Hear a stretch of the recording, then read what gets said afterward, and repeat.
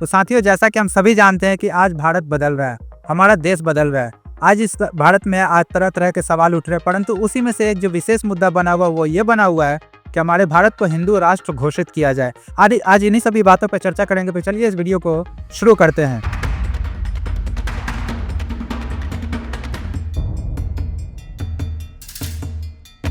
Doctor Ashutosh Kumar, जैसा कि हम सभी जानते हैं कि अभी भारत में हिंदुत्व और हिंदू राष्ट्र को लेकर के तरह-तरह की मांग चल रही है। बहुत सारे ऐसे आयोजन हैं जो किए जा रहे हैं, हमारी सभ्यताओं की बात की जा रही है, हमारे संस्कृति की बात की जा रही है। तो उस चीज़ पे हम चाहेंगे कि हमारे दर्शकों को आपके तरफ से एक विचार जाए, एक सुझाव जाए कि क्या भारत हिंदू राष्ट्र है और इसे होना चाहिए, और अगर होता है तो किस तरह की परेशानियों का सामना करना पड़ सकता है। सबसे पहले तो आपके चैनल के माध्यम से हम सभी लोगों का धन्यवाद ज्ञापन करना चाहेंगे कि आपके माध्यम से सभी लोग हमको सुन पा रहे हैं, देख पा रहे हैं।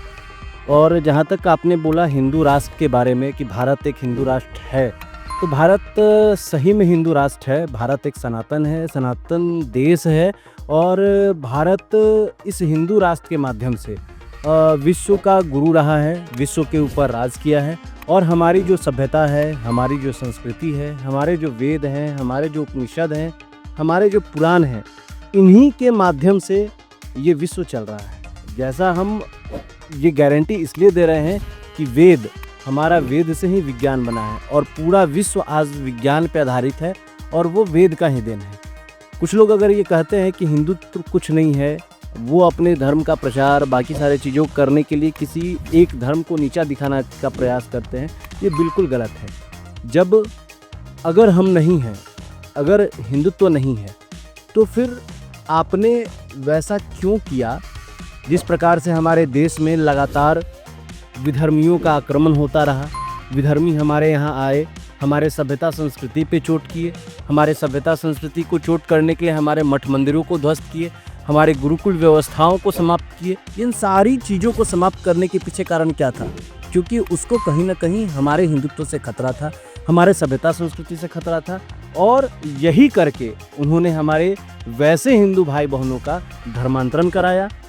और धर्मांतरण कराने के बाद आज जो आप सुनते हैं सुन्नी समाज, अगर मुसलमान में सुन्नी समाज सुनते हैं, तो उसी का देन है, जो धर्मांतरण के बाद किसी दूसरे धर्म को कबूल कर लिए या किसी दूसरे धर्म में चले गए, उनकी घर वापसी होनी है, उनकी घर वापसी होगी। हमारा देश जो सभ्यता संस्कृति के द्वारा एक अक्षुण्ण राष्ट्र रहा है, अखंड राष्ट्र रहा है, पुनः हमारा भारत अखंड राष्ट्र बनेगा। उन सारे चीज़ों पे हम सभी मिलकर काम कर रहे हैं, और भारत हिंदू राष्ट्र था, हिंदू राष्ट्र है, और हिंदू राष्ट्र रहेगा। आज अगर बात करें भारत को हिंदू राष्ट्र बनाने की, तो भविष्य में बहुत सारे ऐसे लोग हैं जो ये कहते हैं कि नहीं, अगर ये हिंदू राष्ट्र होगा तो यहाँ पे सेकुलरिज्म खतरे में पड़ जाएगी।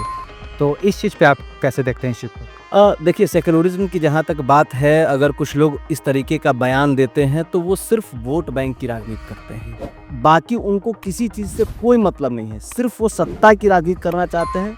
बाकी उनको न हिंदू से मतलब है, न मुसलमान से मतलब है, न क्रिश्चियन से मतलब, किसी से कोई मतलब नहीं है।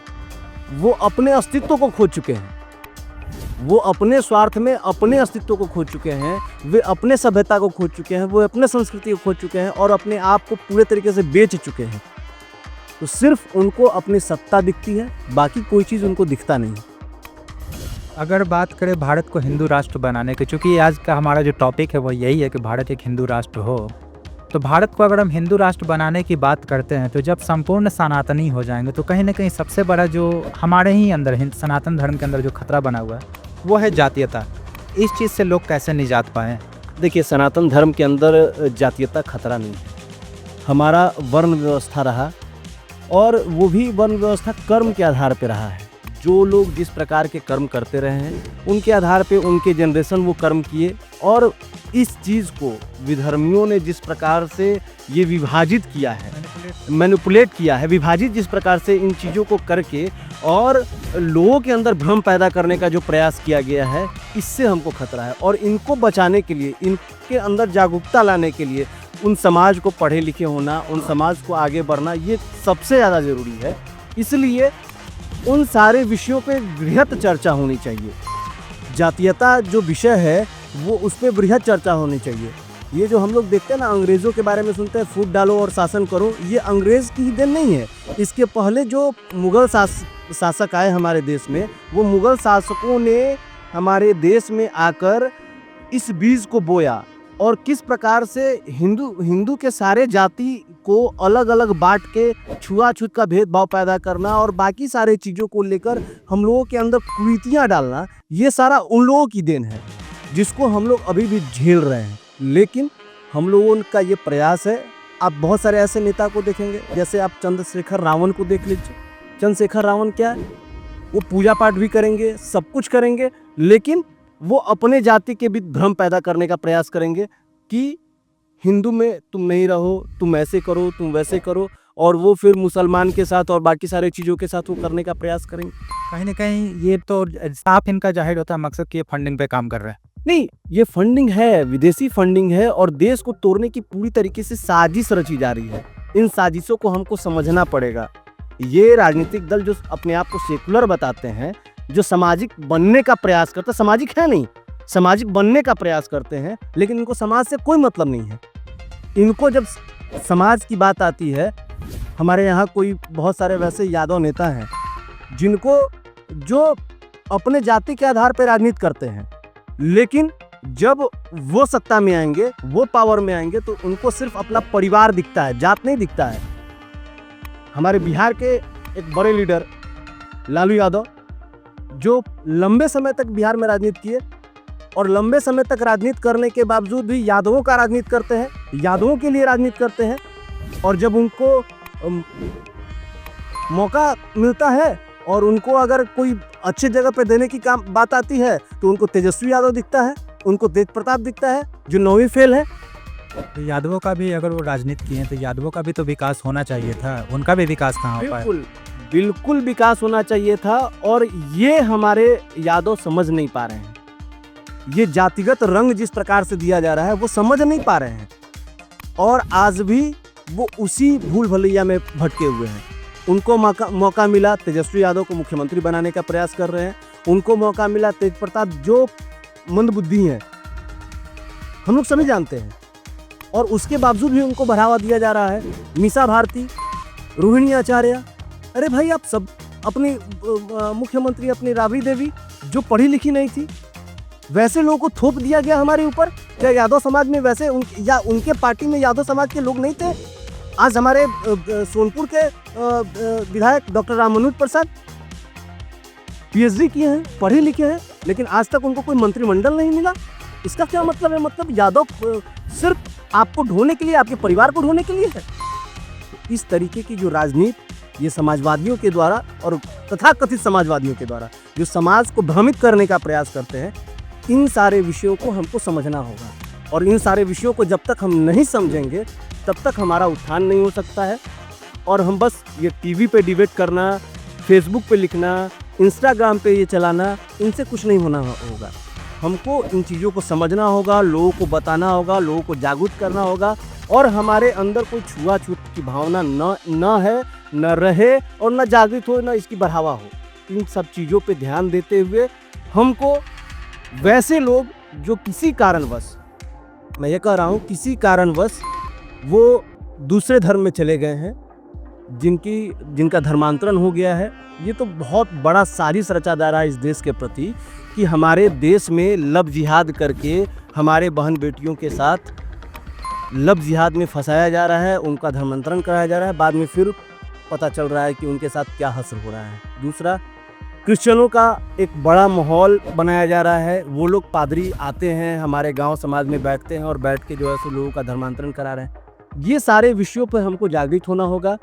हमारे वैसे भाई बहन जो किसी भी कारण से दूसरे धर्म में चले गए हैं, पूर्व में भी चले गए हैं, ऐसे आपके पास कई उदाहरण मिलेंगे जिनके 2 पुस्त मुस्लिम है, उसके पहले का पुत्र जो है तो राजपूत समाज में रहा है, यादव समाज में रहा है, या हिंदू के किसी भी अन्य समाज में रहा है। वैसे कई उदाहरण हैं। उन सारे लोगों का घर वापसी होगा, और हमारा देश हिंदू राष्ट्र था, हिंदू राष्ट्र है, और पुनः हिंदू राष्ट्र बनते हुए विश्व गुरु के रूप में विश्व गुरु के रूप में स्थापित होगा। अगर बात करें हम हिंदू राष्ट्र की, तो ऐसे बहुत सारे लोग हैं जो इस धर्म से ताल्लुकात नहीं रखते हैं, वाक्य है उनका नहीं जुड़ा हुआ इनसे, तो वो कहते हैं कि सनातन धर्म जो है कि पाखंड का धर्म है, अंधविश्वास का धर्म है या अंधभक्तों का धर्म है। तो इस चीज़ पे आप क्या कहते हैं? देखिए जो लोग ऐसा कहते हैं वो कुछ ज़्यादा पढ़े लिखे हैं, वैसा उनको लगता है कि हम बहुत ज़्यादा पढ़ लिख लिए हैं, इसलिए हम नास्तिक हो गए हैं, हमको भगवान में भरोसा नहीं है, हमको हिंदुत्व में भरोसा नहीं है। तो उन लोगों को मैं एक ही चीज़ कहना चाहूँगा, और हम थोड़ा सा आपको उन सब विषयों से थोड़ा सा आगे बढ़ाना चाहते हैं कि मुग़ल आक्रांता जब हमारे देश में आए थे, तो वो जब मस्जिद बनाने का प्रयास किए या अपने धर्म का प्रचार करने का प्रयास किए, तो वैसे जगहों पे धर्म का प्रचार प्रसार वो कर सकते थे जहाँ पे हमारे मठ मंदिर नहीं थे। उनको क्या ज़रूरत आन पड़ी थी कि वो काशी विश्वनाथ में जाकर ज्ञान व्यापी मस्जिद बनाने की? उनको क्या ज़रूरत आन पड़ी थी कि हमारा जो भगवान कृष्ण का जो सबसे बड़ा जगह है मथुरा और वृंदावन में जाके कृष्ण मंदिर के ऊपर मस्जिद बनाने की? उनको क्या ज़रूरत आन पड़ी थी कि हमारे हिमाचल प्रदेश में जो हमारी ज्वाला देवी है, उस ज्वाला देवी के अग्नि को बुझाने के लिए औरंगज़ेब ने क्या प्रयास नहीं किया? उसका प्रमाण आज भी उपलब्ध है और पूरा विश्व चिंतित है कि ज्वाला देवी में ज्वाला अभी तक कैसे जल रहा है। तो अगर शक्ति नहीं है हमारे पास तो कैसे है? और ये तो इस्लाम में भी बताया गया है कि जो ज़मीन विवादित है या किसी और धर्म के प्रति दिया गया है, वहाँ पे आप अपनी मस्जिद को नहीं बना सकते, क्योंकि वहाँ पे जो भी नमाज़ पढ़ी जाएगी वो कभी भी कबूल नहीं होगा, एक्सेप्टेबल नहीं है वो। तो ये लोग फिर भी वहाँ पे तोड़ करके इस चीज़ से कर रहे हैं। वही मैं कहना चाह रहा हूँ कि हमारी शक्ति को वो स्वीकार कर रहे हैं कि हमारी शक्ति क्या है, हमारे भगवान का स्वरूप क्या है। अगर हम माँ कामाख्या की चर्चा करें तो माँ कामाख्या आज भी जागृत माँ है हमारी, जो स्त्रियों में जिस प्रकार से रजासोला और बाकी सारी चीज़ें होती हैं वो माँ आज के डेट में भी रजासोला होती हैं। तो वो सारी चीज़ें हमारे सभ्यता संस्कृति में उपलब्ध है, जिसका प्रमाण के साथ है, जिसको कोई विज्ञान अभी तक मतलब उसको प्रमाणित नहीं कर पाया कि ये कहाँ से क्या चल रहा है। ये प्रकृति की देन है और हमारा सनातन प्रकृति से जुड़ा हुआ है। हम मिट्टी की पूजा करते हैं, हम पौधा की पूजा करते हैं, हम जानवर की पूजा करते हैं, हम सूर्य की पूजा करते हैं, हम चंद्रमा की पूजा करते हैं। एक एक चीज़ प्रकृति से जुड़ा हुआ, एक एक चीज़ को हम भगवान मानते हैं, तो वो सनातन है और उन सब चीज़ों से हमको लाभ मिलता है, हम उनको भगवान मानते हैं। इसलिए आज न कल उनको फिर से इन सब चीज़ों को स्वीकार करना होगा और फिर से हिंदुत्व के प्रति ही सबको आना पड़ेगा, तभी जाके उनका जीवन बच सकता है। एक बार फिर से हम उसी टॉपिक पे आएंगे कि चंद्रशेखर आज़ाद रावण ये कहते हैं कि जातीयता ख़त्म करो, जातीयता ख़त्म करो, हमें समानता का दर्जा दो, हम भी इंसान हैं।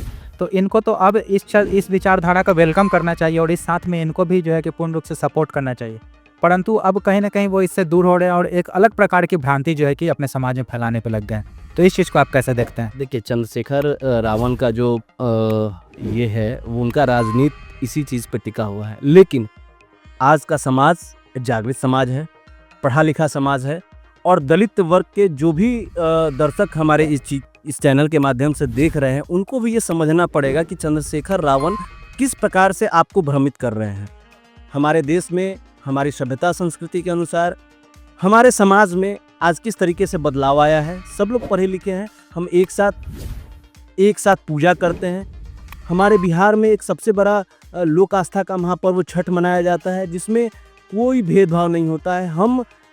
हमारा जो छठ पर्व का जो शुरुआत होता है, हम जो दौड़ा लेते हैं, हम जो सूप लेते हैं, वो इस समाज का, अगर मान ले कि लोग कहते हैं कि उस समाज का सबसे वैसे तबके के लोगों के द्वारा बिना हुआ सूप और दौड़ा का हम लोग उपयोग करते हैं, जिसको लोग अछूत मानते थे, उनके हम दौरा सूप को सबसे छूत मानते हैं और उस चीज़ को लेकर हम लोग पूजा करते हैं। उसके बिना मेरा पूजा अधूरा है। तो हम इस प्रकार से अपने पर्वों को मनाते हैं। उस घाट के किनारे कोई भी आके रहता है, पूजा करता है, उसके लिए हमको कोई भेदभाव नहीं है। तो ये सारा चीज़ है। आप यादव समाज में एक बहुत बड़ा पूजा होता है भुइयाँ बाबा का पूजा, ऐसा हम सभी लोग जानते भी होंगे। उस भुइयाँ बाबा के पूजा में सारे जाति धर्म के लोगों का अलग अलग चूल्हा बनता है, अलग अलग खीर बनता है और उन सारे खीरों को एक साथ मिलाया जाता है और उसका प्रसाद बंटता है। तो हम कहाँ जाति भेदभाव मान रहे हैं भाई? आप क्यों भ्रमित करना चाह रहे हैं हमको? हम एक साथ बैठ के खाने वाले लोग हैं, हम एक साथ बैठ के घूमने वाले लोग हैं, हम एक साथ पूजा करने वाले लोग हैं, और आप हमको जाति बंधन में बांध रहे हैं। ये तोड़ने का प्रयास कृपया नहीं किया जाए, ठीक है? बाकी सारे चीजों का एक अलग मामला है। आपको राजनीति करना है, आप राजनीति कीजिए ना, लेकिन हमारे समाज को तोड़ने का प्रयास मत कीजिए। हमारे समाज को जो भी तोड़ने का प्रयास करेगा, उसके साथ हम सभी पूरे तरीके से उसके विरोध में खड़े हैं और उसका पर्दाफाश करेंगे। समाज भी उसको देख रहा है और समाज भी उसको बहिष्कृत करेगा, और हमारा देश, हमारा समाज एकजुट रहेगा और एकजुट तरीके से इस विश्व के ऊपर अपना अमिट छाप छोड़ेगा। तो साथियों, इस तरह से देखा आपने कि डॉक्टर आशुतोष कुमार के अपने विचारों को सुना, उनके विचारों को समझा, और अगर आप इनके विचारों से सहमत हैं हमें तो लाइक करें, शेयर करें, और अपने विचार को हमारे साथ साझा करने के लिए हमें कमेंट करें। तो मिलते हैं साथियों तब तक के लिए अगले वीडियो में। तब तक के लिए जय हिंद, वंदे मातरम, धन्यवाद। बहुत बहुत धन्यवाद आपका भी।